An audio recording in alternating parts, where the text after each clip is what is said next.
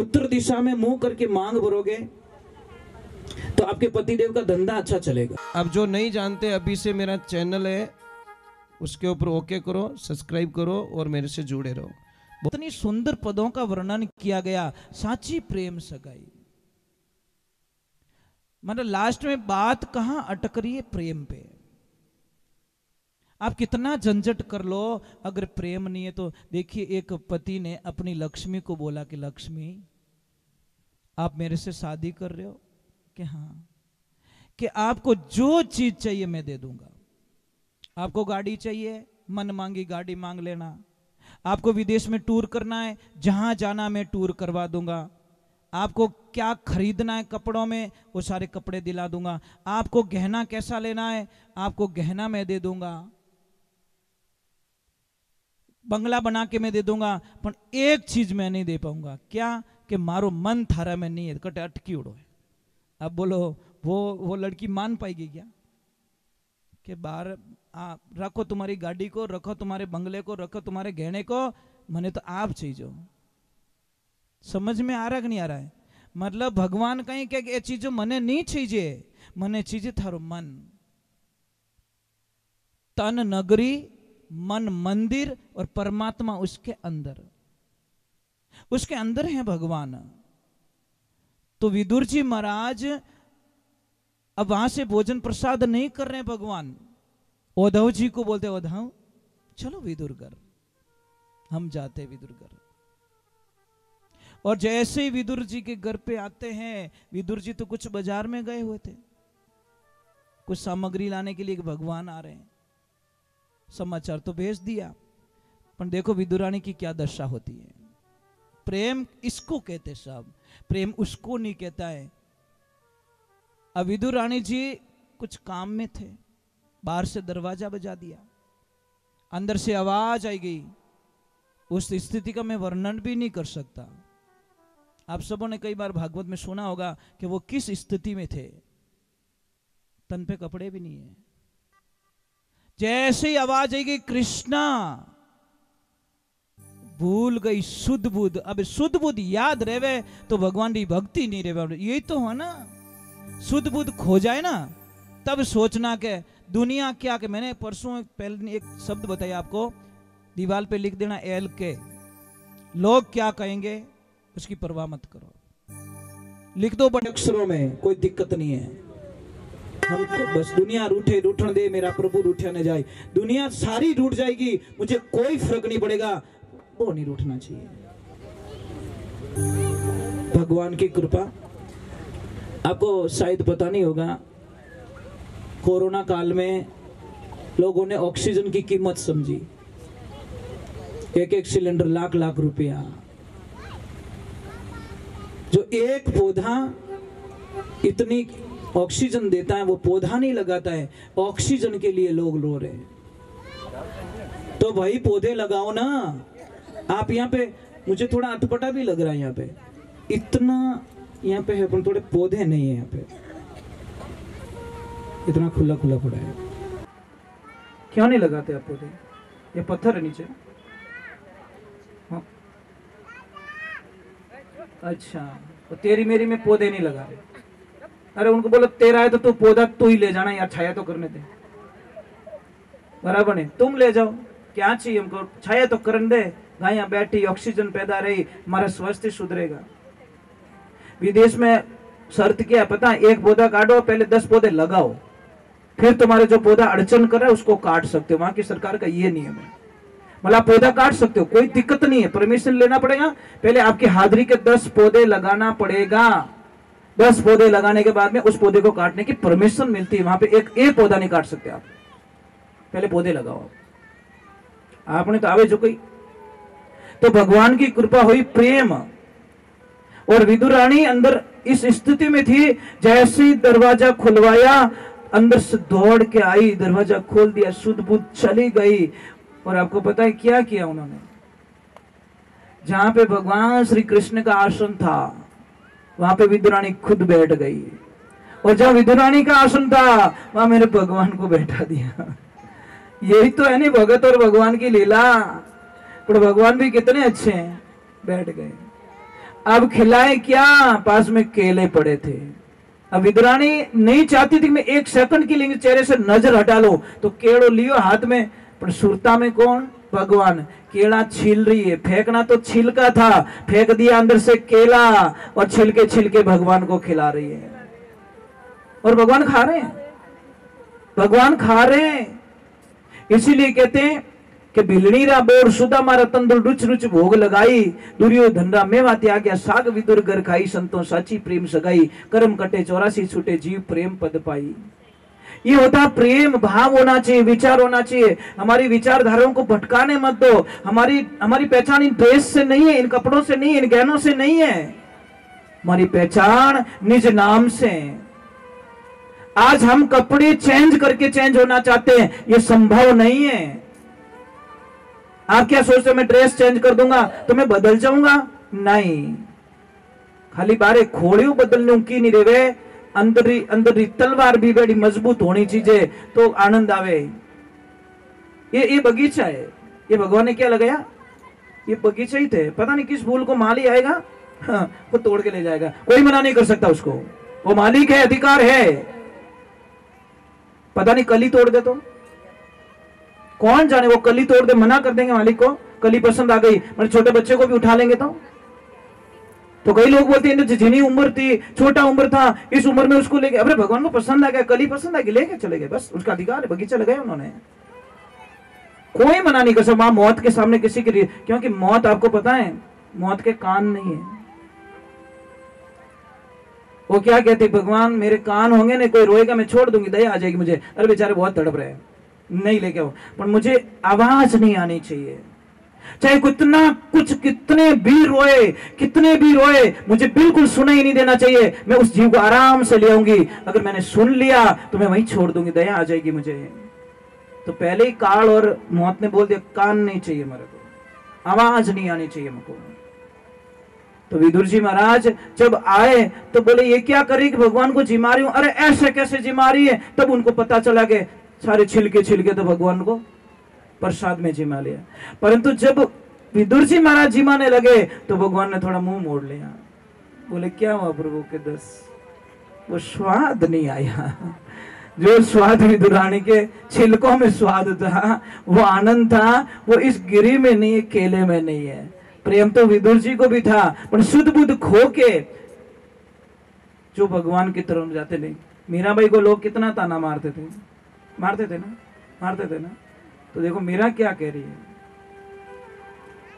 वैसे तो आरती का टाइम हो गया, अपन क्या करे, छूटता नहीं जीव। आंबू पाको तो पाको, पाकी जने घणी पड़ी नीचे आगा, माडानी तो नहीं तोड़ना, समझ में आई नहीं, वो तो पाकी जने ऑटोमेटिक झाबड़ी पड़ जाएगी, वो ऑटोमेटिक रुके ही को नहीं। एक आध भजन सुना लेता हूँ, अपन क्या करे। देखो आप लोग बहुत अच्छे हो, अच्छे नहीं बहुत अच्छे हो।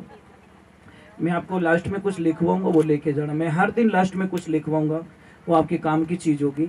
वो मैं जो पढ़ता हूँ शास्त्रों में, मैं चाहता हूँ आप तक पहुंचे, मेरे तक अकेले तक रख के क्या करूंगा मैं, समझ में आई नहीं। एक मटकर मैंने पानी ढक्कन देन रख दियो तो वो 15 दिन बाद में पीवे जड़ो ही नहीं रहे। इससे बढ़िया उसको पिलाते रहो, भरते रहो, पिलाते रहो, भरते रहो। तो हम यही करते, रोज पढ़ते हैं, रोज उस मटके को खाली करते, लोगों तक पहुंचा देते कि चलो मैंने रात को ये पढ़ा है, सुबह में ये पढ़ा है, मैंने शास्त्र में ये पढ़ा है। मैं चाहता हूँ आप तक वो पहुंचे, ये चीज है। अच्छा मुझे एक बात बताइए, आप मांग क्यों भरते हो? हाँ मांग भरते क्यों भाई? मांग भर रहे, परिभाषा तो पता होना चाहिए, मांग की परिभाषा तो होनी चाहिए, ठा तो पड़नी चाहिए। हम लाइसेंस क्यों बनाते गाड़ी का? समझ में आ रही नहीं है? ये आपका लाइसेंस है।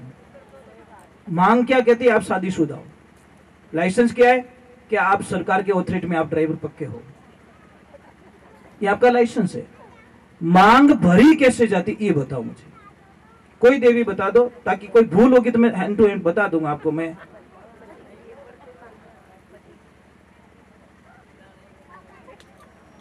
बस खाली फेरा खाओ ना ताको राखी, इससे आगे कोई सोच थी नहीं। देवियां मांग है नहीं, मांग में इतनी शक्ति है, आपके पति को कभी अकाल मृत्यु नहीं आ सकती। इस मांग में इतनी ताकत है। और आपको एक कथन सुनाता हूं, जब बाली को मारने के लिए भगवान खड़े हैं बाली मर नहीं पा रहा है, तीर नहीं चला पा रहे भगवान। तो सुग्रीव जी कह रहे प्रभु क्या हुआ, हे नाथ नारायण क्या हुआ? मांग भर के रखी है और जब तक वो मांग भरी हुई है मेरे बाण काम नहीं करेंगे, क्योंकि वो पतिव्रता नारी है और पतिव्रता के नारी के अंदर ब्रह्मांड में कोई ऐसा देव नहीं है जो उसके पति को मार सके, यमराज भी नहीं मार सकते। तो फिर क्या करे, जैसे ही तारा स्नान करने बैठी, जैसे ही पानी डाला भगवान ने बाण चलाए, बाली को खत्म कर दिया। इतनी ताकत है और आप इसको मजाक में लेते हैं। कई कई तो इतनी स्पीड से मांग भरती है, लाओ हेलो भाई, क्यों उतावल है, भाव के साथ में मांग नहीं भरते। मांग इसका तरीका बताया आपको, क्या पूर्व दिशा में मुंह करके मांग भरनी चाहिए, मतलब हम ही सूरज भगवान जिधर से निकलते हैं ना उस दिशा में घूम के मांग भरिए और बोलिए मेरे पति की रक्षा करना। उत्तर दिशा में मुंह करके मांग भरोगे तो आपके पतिदेव का धंधा अच्छा चलेगा। अगर पश्चिम दिशा में मुंह करके जिधर सूरज डूबता है उधर मुंह करके मांग भरोगे तो आपके पति एनी टाइम बीमार रहेंगे, बॉडी पेन रहेगा, कोई न कोई तकलीफ उनके शरीर में रहेगी। डॉक्टर के पास जाओगे, चेक कराओगे, नॉर्मल रिपोर्ट आएगी। और दक्षिण दिशा में भूल करके भी कभी मुंडो मत कर जो, क्योंकि पति गए हैं बाहर, वापस आएंगे कि नहीं आएंगे इसकी कोई गारंटी नहीं है। समझ में आ रही नहीं? इस मांग से इतना असर पड़ता है। दिशाएं बहुत कुछ देती है, दिशाएं बहुत कुछ हमको दे देती है, पर दिशाओं की जानकारी होनी हमारी जरूरी है। समझ में आई नहीं? और एक साइड में मांग मत भरा करो, मांग सीधी होनी चाहिए। सही है, साइड में मांग भरती है ना, उसका पति एनी टाइम हर तीसरे चौथे दिन उससे झगड़ा करेगा भयंकर। आप प्रयोग कर लीजिए, मेरी बात पे विश्वास नहीं, 15 दिन मांग भर के देख लो तिरछी, देखो कैसे झगड़ा होता है, क्योंकि ये पति का ही प्रतीक है ना। समझ में आ रही नहीं? तो ये तिरछी मांग कभी मत। अभी अभी जो पिछली जो बच्चियां पढ़ती हैं, ये क्या, ये तो गुरुजी अपन का स्टाइल है। तो शादी स्टाइल में तो टूटे है, कितनी फास्ट टूटे रही है। 6 महीने नहीं होते, please mom I don't like, I not accept, my husband is black. वाह, बात खत्म हो गई। बापड़ो खर्चो करियो 20 साल रो, बाप वो पूरो खर्चो ही कर दियो અને વિને પસંદ ही नहीं आयो।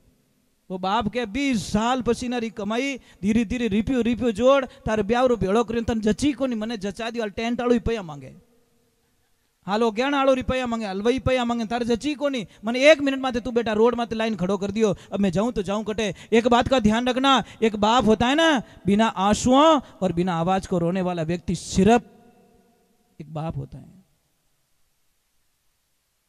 समझ में आ रही नहीं?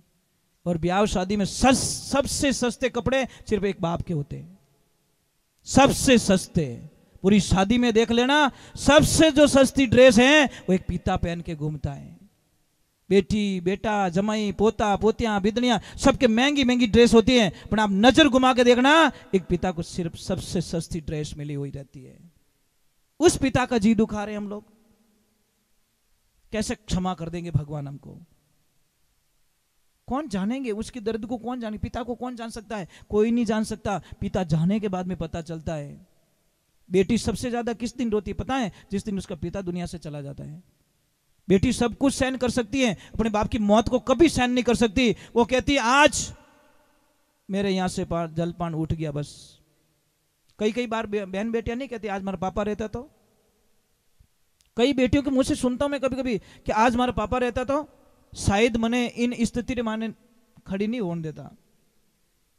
महाराज एक गांव में दुष्काल पड़ गया, मतलब अकाल, बारिश नहीं हुई 5-7 सालों से बारिश नहीं हुई। तो उसकी वहां पे बहन थी, उसने विचार किया कि 12-15 कोस पे मेरा भाई रहता है, वो बहुत पैसे वाला है, बहुत पैसे वाला है, और मैं जाती हूँ मेरे भाई से कुछ हेल्प ले लेती हूँ, जब हमारे यहाँ पे वापस होगा तो वापस दे दूंगी। वो बड़ी आस लेके बहन जाती है, कहां पे? भाई के पास में। पर जैसे ही भाई ने देख लिया कि रोड पे बहन उतरी है, वो ऊपर खड़ा था, उसकी पत्नी को बोल दिया मेरी बहन आई तो बोल देना तेरा भाई बाहर गया हुआ है, मुझे पता है वो कुछ न कुछ लेने के लिए तेरे अपने पास आ रही है, और हमको देना नहीं है बहन को। देखिए जैसे ही बहन आई, भाभी साहब को प्रणाम किया और भाभी साहब को बोला भाभी साहब हमारा भाई साहब कटे, कि तारा भाई साहब 4-5 दिन उबारे गयोड़ा है। तो भाभी साहब आप ही थोड़ी हेल्प कर दो कि नहीं भाई साहब मैं आपके भाई को पूछे बिना कुछ नहीं कर सकती, कुछ नहीं कर सकती। बहन ने बोला मेरी हालत ऐसी हो गई उस मृग के जैसी, मिर्गा जल दिसे कोई प्रियो न पीसे, कोई प्रियो न पीसे कोई विश्वा दिसे। रेगिस्तान में धूल में गर्मी के दिनों में हिरण को पता चलता कि वहां पानी भरा है, पर वो पानी नहीं है, वो रेत चमक रही थी। उसकी तलाश में बेचारा वहां जाता है, और वहां जाता है तो खाली रेत मिलती है, पानी नहीं मिलता, प्यासे प्यासे वो मर जाता है। उस बहन ने बोला वो हिरण के जैसी मेरी हालत, मैंने सोचा मेरे भाई के पास में जाऊंगी, मेरी इच्छा पूरी करेगा, मेरे को कुछ न कुछ देगा, मेरे बच्चों के लिए कुछ देगा। मेरा पति 6 महीने से पड़ा है, बीमार पड़ा है, उठ नहीं पाता, मैं काम पे जाती हूँ, मेरे बच्चों का पालन पोषण होता है, और मुझे बड़ी आस थी मेरे भाई के पास में बहुत माया मुझे देगा, पर दी नहीं। जैसे ही बाहर निकली, बाहर सामने वाले चबूतरे पे एक भाई बैठा, उसने बोला बहन क्यों रो रही है? कि मैं इस काम से आई भैया, और मतलब मेरा भाई बाहर चला गया। देखो वो बोला मैं बहन तेरी जात का तो नहीं हूं, तेरे परिवार का नहीं हूं, तेरे खून का रिश्ता नहीं है, तेरे रिश्ते में भी नहीं हूं, पर मैं थारे गांव रो भाई हूं। गांव का भी तो भाई होता है भाई, गांव पे जहां तूने जन्म लिया तो वो भाई तो हूं। वो भाई बाहर गया, ये तो नहीं गया, वो भाई तो अटी है, बोल थारे कई चीजें। वो एक भाई गया पगली, गांव रो भाई तो नहीं गयो। भाभी साहब ने बुलाया, पहलो पाड़ियो देख थार भाई से आया है या मुसीबत में है, यानी चाहिए जो दे दे। वो देखो पत्नी मिले तो ऐसी मिले, बोले भाई साहब थारे चाहिए कहीं, पूरा ही गाडो भर दियो, बैल गाडो धान भर दियो, पैसा दे दिया, वो दे दिया, वो दे दिया, और गाड़ी दे के बच्चे को रवाना किया, जा बेटा बुआ जी को घर पे छोड़ के आ। जैसे ही बच्चा जाता है, पीछे पति पत्नी दोनों धर्मात्मा थे, सत्संगी जीव थे, भागवत सुनने वाले थे, भगवान की कथा करने वाले थे, पूजा पाठ करने वाले थे, यज्ञ हवन करने वाले थे, तीर्थों में गए हुए थे। तो उन्होंने बोला कि हमारा बच्चा बाहर गया है छोड़ने के लिए, अगर बाईसा ने कुछ उसको खिला दिया और उसके बदले में उसने कुछ नहीं दिया तो हमारा धर्म खत्म हो जाएगा, हमारा सारा पुण्य खत्म हो जाएगा। दूसरे तीसरे दिन देख रहे तो बच्चा पैदल आ रहा है। आते ही बेटे को पूछा बेटा बैलगाड़ी कहाँ है? अरे पिताजी आपको पता नहीं है, वहां पे गया, बुआ जी ने मनवार कर ली, नहीं बेटा कुछ खाना पड़ेगा, बुआ जी ने कुछ खिलवा दिया, जेब चेक किया तो 1 रुपया नहीं निकला, तो मैं तो उस रोटी के बदले में बुआ जी को बैलगाड़ा ही दे के आ गया। बोला तू तो मारो ही बाप निकलियो, तू तो बड़ा दानी महादानी निकल गया, हम तो थोड़ा दान किया, तू तो बैलगाड़ा ही दे के आ गया। जा बेटा आज हम धन्य हो गए कि हम शेर तो तू सवा शेर निकल गया, क्योंकि ये बेटा हमारा नाम कभी खराब करने वाला नहीं है। इसलिए ये जिंदगी में ध्यान रखना, बहन को कभी घर से दुखी होकर मत निकालना। और जितनी भी भौजाई सा यहां बैठी है, आपका कर्तव्य बनता है कि ननद भाई सारे कदी आडा मत फिर जो, अगर आप सच में सत्संग सुन रहे हो तो। चलो एक भजन सुना दो छोटा, क्योंकि वो भजन याद आया भाई।